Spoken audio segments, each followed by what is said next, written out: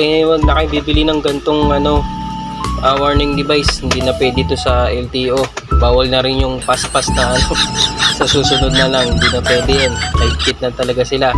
So ito yung standard nila, yung 2.5 kilogram kg, tama, kilogram.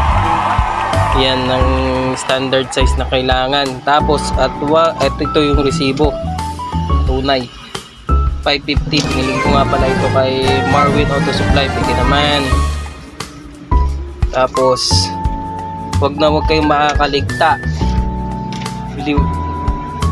Ang rehistro natin is February. So ano ngayon? March. So ending is 3 na. Dapat nakapagparehistro tayo ng before matapos yung February.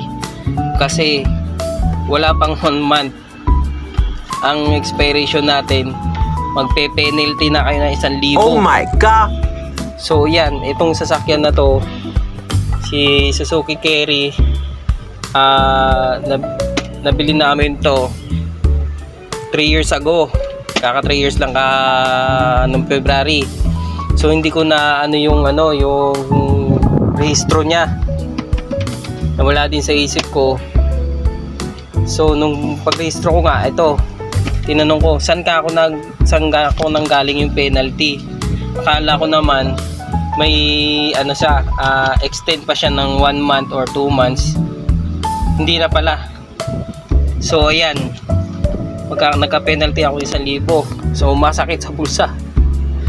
So aware na tayo sa ganyan. So dapat within the month na parehistro na natin, no? Di bali na maghintay ng matagal kasi ganun talaga. Pag magkakatapusan, kailangan iparehistro na agad kasi mahirap